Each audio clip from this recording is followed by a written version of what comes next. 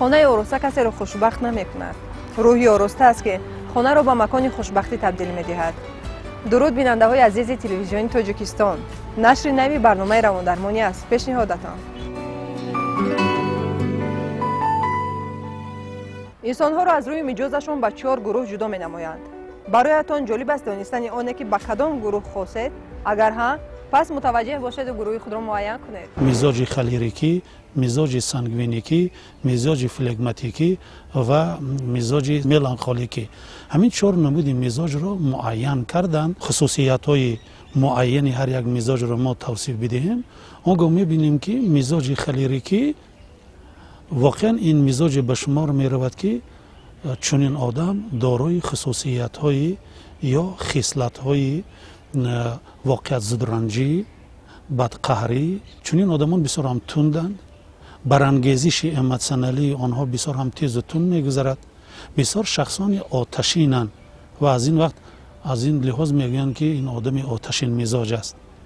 بنابراین چنین آدمان سراسیمه فکر به شمار می‌روند. آدمانی هستند که درجه خودبهادی‌هایشان نسبتاً بلند است و آنها با امکانیت‌های ذهنی و جسمانی خودش از بودش زیاد بهادگی میکنند. یعنی درجه ادعاشان هم بلند است. یعنی چنین آدمان بگذار وای خواننده است، بگذار وای فرزند در خانه است، بگذار وای واقعا زیردست در کارخانه است، در صورت دارا بودن به این نمودی مزاج و دارا بودن به درجه بلند خودبهادگی، آنگاه در این حالت مناسبت به واسطه خود والدین یا آموزگار یا خود راهبر نسبت زیردست میتواند به مشکلی ها دچار شود در صورتی که نداند.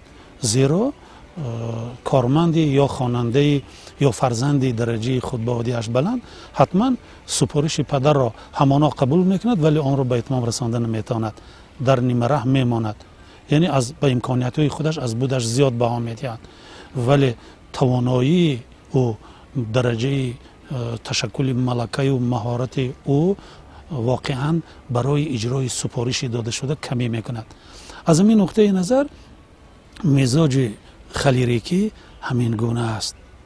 بسیار سرغیرتن، تشبسکارن، یعنی جنبه های خیلی مثبت معین را دارن ولی متاسفانه از سبب اون که بسیار سراسیمه فکر می باشند فکر اصلا پیش در معینه سر آمده را به اساس می گیرند و از پی اجرای کار می شوند و بعدا می بینند که واقعا دلخنک از آن می شوند و کار را به انجام نمی رسانند.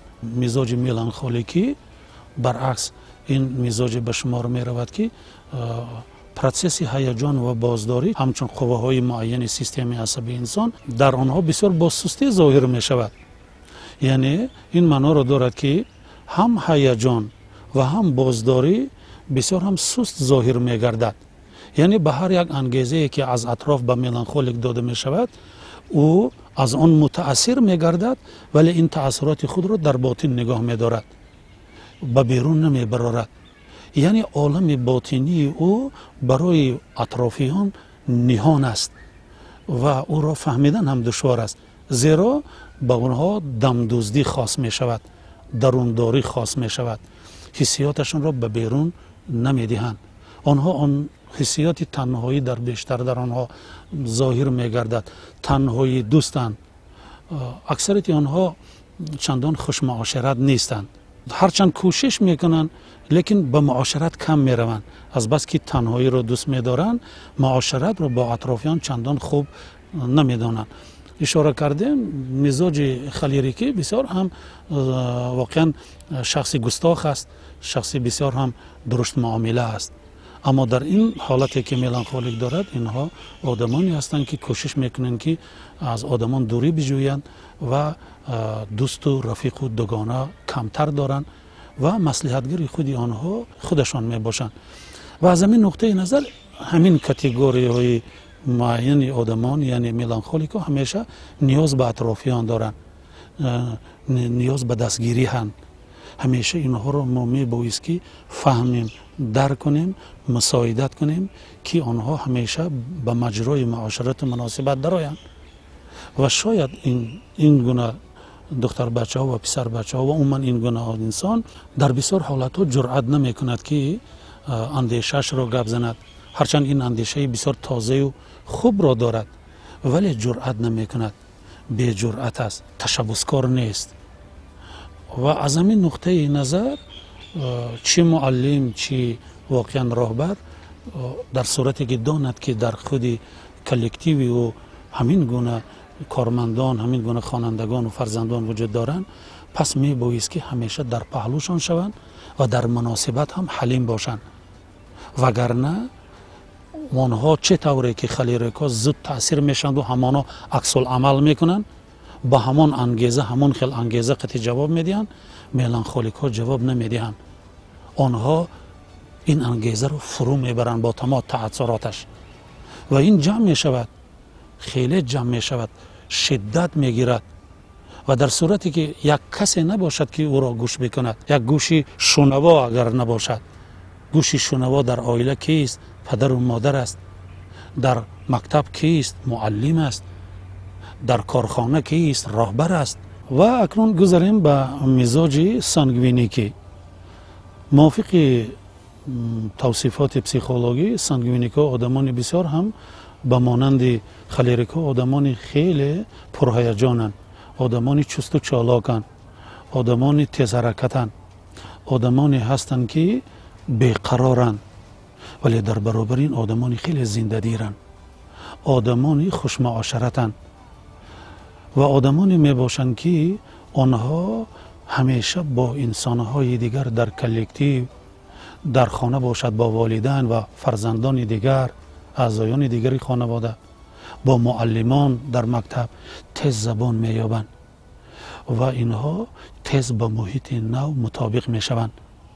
چنان در یک مدت معین مطابق می شوند که شخص گمان می کند که یک سال است که این در کلکتیو کار کرده است و بنابراین در جریان مناسبت دشواری نمی کشند، همیشه از وضعیت های نزاعی می برایند، در یک جای نشسته نمی توانند، زیرا قوه هیجان و بازداری دائما در حالت غیر موازنت است، دائما عوض شدن می گیرد. اگر در درس باشد استاد گمان می کند که این خواننده به انتظام است ولی اصلا وی به انتظام نیست، وی طبیعتی اوست.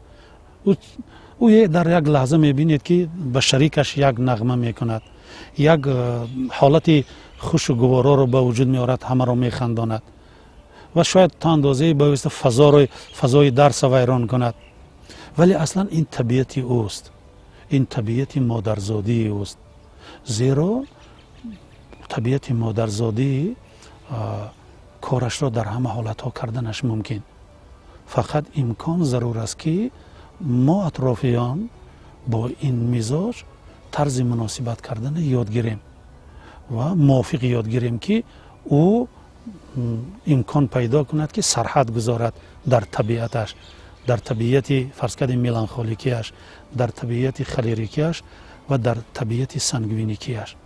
برای همین سانگوینیکا همیشه در زندگی موفقند، یعنی آنها به نزاع نمی روند و دلخواه وقت یک وضعیت نزاع را به حالت هزل و شوخی میبرند و همیشه از وضعیت میبرند و همیشه پدر، مادر، استاد و راهبر از آنها خوشحالند، یعنی آنها را میتوانند که در یک لحظه معین با یک سخن سحرانگیز خودشان همانا از آتش غضب پیش آمده که میخواست با او بگوید کناره کند و یک باره معاشرت ملایم می شود. و اگر ما گیریم مزاج فلگماتیکی را، فلگماتیکا آدمانی آرامند، آدمانی با تمکینند، آدمانی هستند که احتیاطکارند، یعنی همیشه اگر یگان کاری را آغاز بکنند اول آن را همه جانبه می سنجند، قوه های خودش را، امکانیت های ذهنیش را،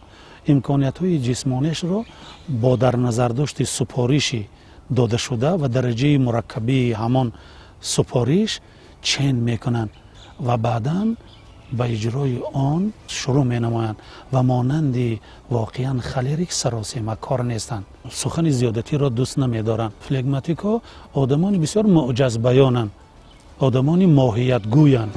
یکی توندی با جهل و دیگری دائما خندان، سومی خاموشی تنها جو و ахирин ба ин се ҳайрон. акнун мефаҳмем ки инсонҳои дорои кадом гурӯҳу хусусият ба ҳам мувофиқ меоянд. мумкин аст ки холерик бо худи флегматик бевосита хуб шавад, зеро ором табиат аст, худашро нигоҳ дошта метавонад ва дар ҳамин ҳолат оҳиста оҳиста ба ангезае ки ба ихтилоф ангезае, ба қаҳре ки ба сухани дуруште ки бевосита холерик ба ҳаяҷоне ки ӯ зоҳир мекунад, ӯ зоҳир намекунад, яъне ки оташ намегирад муносибатҳо. дар ин ҳолат бурд ҳосил мекунад. вале ҳолате ҳам мешавад ки воқеан худи флегматикам ба то ба кай сабр мекунад, яъне инҳо ҳам дараҷаи шурӯъ ва анҷоми қаҳру ғазаб оҳиста оҳиста сурат мегирад ва ба нуқтаи охирини худ мерасад ва баъдан зоҳир мешавад. бинобар ин дар ин ҳолат шартан мумкин ишора кард ки воқеан холерик бо худи флегматик ва сангвиник бо меланхолик. чаро ки сангвиник одами зиндадил аст, одами хушчақчақ аст, одами хушмуошарат аст, ҳазлу шӯхиро дӯст медорад. меланхолики дарундор асту дамдӯзд аст. ҳамеша ӯро ғаму ғусӯи ӯро туфайли ин қадар суханҳои сеҳрангези бисёр ҳам ҳазломези худ бурун мекунад, ғамро ғусаро бурун мекунад ва осуда мегардад ва як нав фазои солими муносибатҳои оилавӣ сурат гирифтанаш мумкин аст. пас аз рӯзи тӯлонӣ ва фаъолияти пурсамар шаб фаро мерасад, замоне ки ҳар яки мо ба истироҳат яъне хоб ниёз пайдо мекунем. хоб ягона воситаи барқарор намудани энергияи тӯли рӯз сарфшуда мебошад. дар ин мавзӯъ шарҳи бештар мехоҳед? пас мутаваҷҷеҳ бошед. хоб ҳамчун як истироҳати майнаи сар дониста шудааст ва барои ин меъёрҳои муайяни хобравӣ муайян шудааст ки инсон чанд муҳлат бояд хоб бекунад ки майнаи сар истироҳат карда ва баъдан қобилияти коршоямии ӯ таъмин гардад ва барои дар рӯзона фаъолияти касбӣ кардан ва умуман фаъолияти ҳаётӣ намудан зарурати анамин истироҳати майнаи сар пеш меояд. ва дар сурате ки агар ҳамин меъёри муайян ба амал наояд, дар он сурат оқибатҳои гуногуни ҷисмӣ ва оқибатҳои гуногуни равонӣ пайдо мешавад. вақте ки инсон хоб меравад, рӯзона ки тамоми қисматҳои муайяни майнаи сари инсон фаъолият карда буданд ва хастаҳол шуданд ва ҳангоми хоб ба ҳолати боздорӣ меоянд.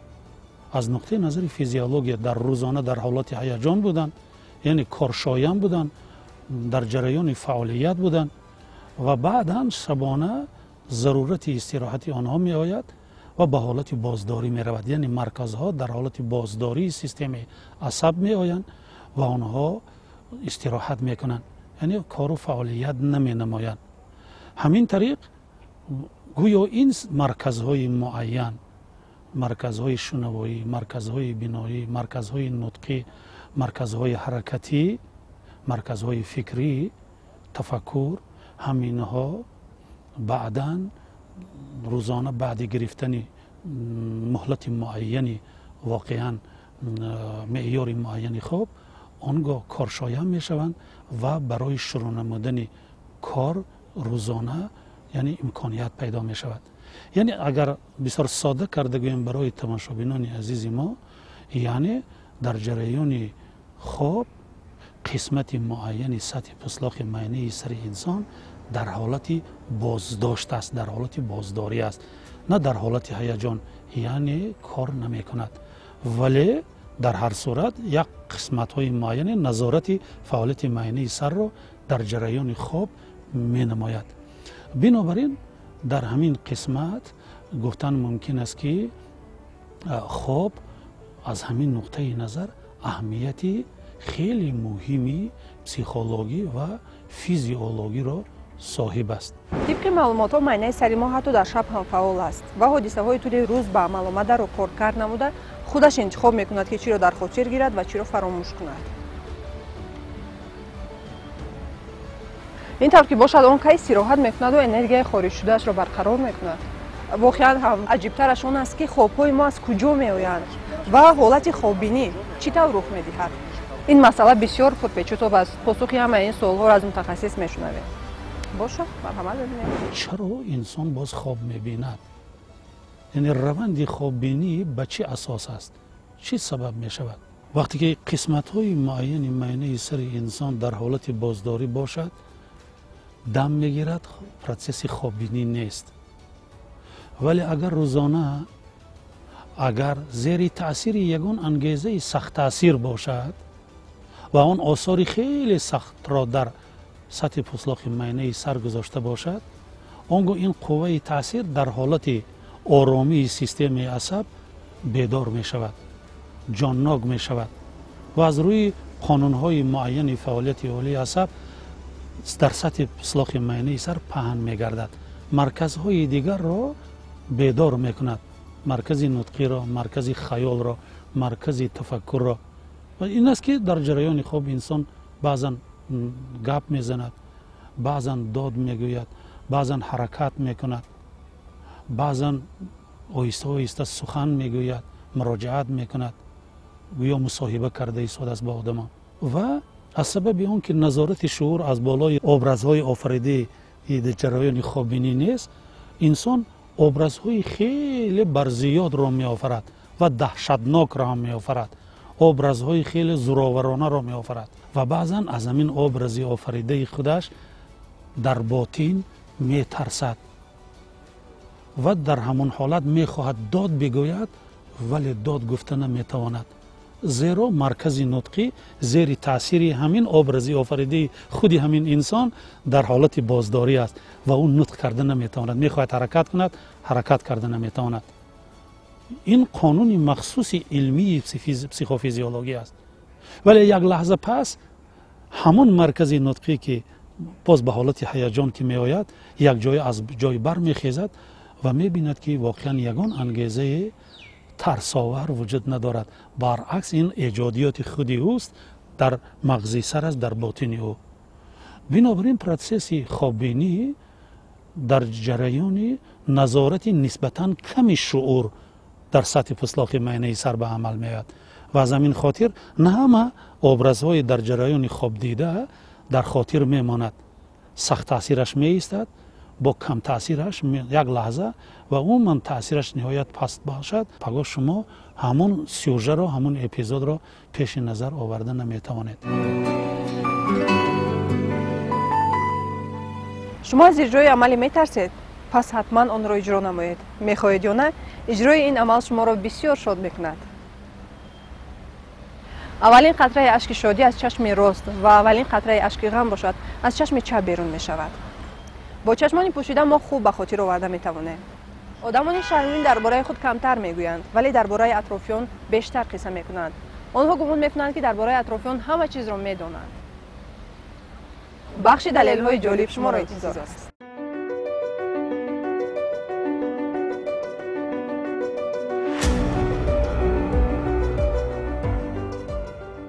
در نتیجه همزیستی طولانی انسان‌ها به همدیگر مانند می‌شوند. در تمام دنیا آدمان سنی از 18 تا 33 ساله با بحران شدید روانی روبرو می‌گردند. پس از 33 سالگی سطح بحران تدریجاً پایین می‌رود. موسیقی یا سرود به شما پسند می‌آید که آن با واقعه از زندگی شما پیوستگی داشته باشد. غضب در وجود انسان‌ها خواهش به دست آوردن اشیاءها را دهچند می‌کند. روانشناسان اثبات نمودند که نفرانی که دوست می‌دارند دروغ گفته نمی‌توانند. اگر دیگران از نقشه‌های شما آگاه باشند، بدانید که درجه امکانیت عملی گردانیدن آنها کاهش می‌یابد. از این رو اگر خواهید که نیت‌هایتان عملی گردند، آنها را به کسی نگویید. حادثه‌های در خاطره بوده حجایره‌های بدن انسان را اداره می‌نمایند. از این رو حالت منفی در خاطره جای داشته باعث پست گردیدن بنیه آدمان می‌گردد که عاقبت آن به همه معلوم است. وقتی که انسان‌ها را نظارت می‌کنند، آنها کوشش می‌نمایند که خود را بهتر نشان دهند. اگر نفر آگاه کند که به شما سوال دارد، 98% وقت شما برای به خاطر آوردن آن رفتار و کردارهای بدی صرف می‌شود که وقت‌های آخر انجام داده بودید. دروغ کار وزن عقلانی را طلب می‌نماید. از این رو آن برای معاینه سر ما فشار می‌آورد و آن را زود خسته می‌کند. дӯстие ки дар синни 16 то 28 солагӣ тавлид меёбад намиранда аст. одамони дорои сатҳи пасти худбаҳодиҳӣ дигаронро бештар танқид мекунанд. нафароне ки зери офтоб зиёд сайру гашт мекунанд ба назар хушҳолтар менамоянд. қисми бештари инсонҳо аз шодии зиёд ҳарос доранд. ин тарс аз он аст ки пас аз ин хушиҳо ҳатман нохушие рух медиҳад. мақоли халқии оқибати хандагирӣ ҳам аз ҳамин ҷост. дар бештари мавридҳо хомӯшӣ маънои онро дорад ки шумо фикр мекунед ки дигарон барои шунидани андешаҳои шумо омода нестанд.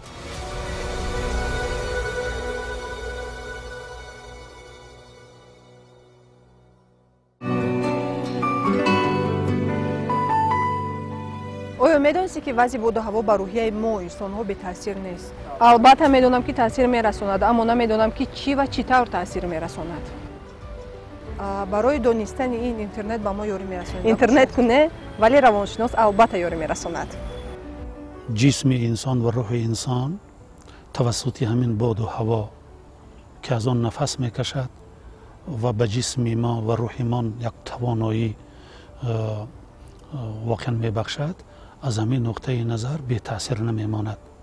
агар инсон фарз кардем ки ҳар субҳ ки мо бармехезему ва ҳавои тоза мегирем, нафаси тоза мегирем ва ин нафаси тозаи мо ки аз қаъри дили мо бармехезад ва тамоми вуҷуди моро фаро мегирад, як ҳолати хеле хушу гувороро воқеан ба вуҷуд меоварад. бинобар ин дар адабиёти равонӣ як усули медитатсия вуҷуд дорад. ҳамин усули медитатсия тавассути нафаскашии инсон сурат мегирад ва техникаҳои гуногун ва усулҳои гуногуни нафаскаширо мутахассисони соҳа ба одамон ёд медиҳанд ва дар сурати бисёр ҳам мувофиқи ҳамин дастур ва талаботҳои асосии нафаскашӣ ба роҳ мондаанд ки боду ҳаворо нафас мегирад, он гоҳ ҷисми инсон ва рӯҳи инсон воқеан болида мегардад. ҳолати равонии инсон тағйир меёбад, рӯҳбаланд мешавад. ҳолати абрнок пеш аз ҳама ба ҷисми инсон таъсир мерасонад. пас савол пайдо мешавад ки ҳолати ҷисми ҳамон инсон дар ҳолати додашуда чӣ гуна аст? яъне ӯ чӣ гуна беморӣ дорад? фишорбаландӣ дорад, дарди дил дорад ва дигар бемориҳое ки бевосита мутахассисони соҳаи тиб медонанд. он гоҳ ҳатман ба ҷисми инсон, ба фаъолияти гардиши хун таъсири худашро мерасонад ва ин ҳамоно ба ҳолати равонии ӯ бевосита таъсир медиҳад. сардард мешавад, мебинед ки сараш чарх мезанад, мебинед ки бевосита табаш хира мегардад, иштиҳош гум мешавад, диққаташ парешон мегардад, хотираш дигаргуна мешавад, хоҳиши сухан гуфтану муошарат кардан гум мегардад. оқибатҳои гуногуни равониро дода истодааст. аз ҳамин нуқтаи назар боду ҳаво дар зимни таъсиррасонияш агар чунин бошад, аввал ба ҷисм, баъдан ба рӯҳи инсон таъсир мерасонад ва ин рӯҳияи бисёр ҳам бевосита осебдида ҳам боз таъсири навбатии худашро ба ҳамун ҷисми осебдидаи ӯ мерасонад ва ҳарду дар якҷоягӣ метавонад оқибатҳои гуногуни ногуворро дар ин инсон ба вуҷуд оварад.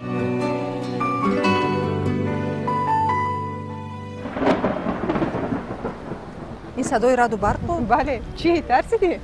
не, мо наметарсем, вале хурдсолон бисёр сахт метарсанд. тарс дар кӯдакӣ паёмадҳои хуб надорад. биё бубинем ки мутахассис ба мо чӣ тавсия медиҳад.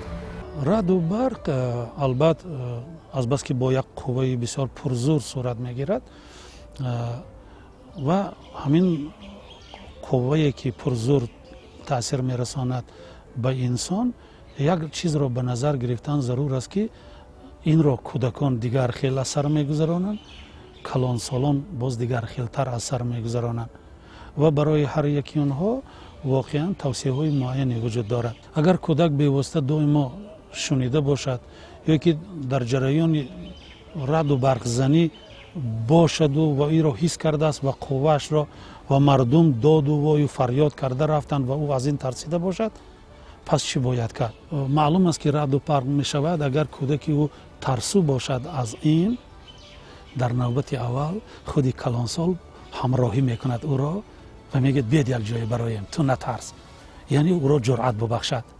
این دیدید که منم رفتم، از دستش بگیرد و ببرد. و در صورت رعد و برق البته کلانسال یک جای خیلی مهم را میدانند که در صورت رعد و برق بهتر است در کجا ایستادن ضرور است، در کجا بودن ضرور است.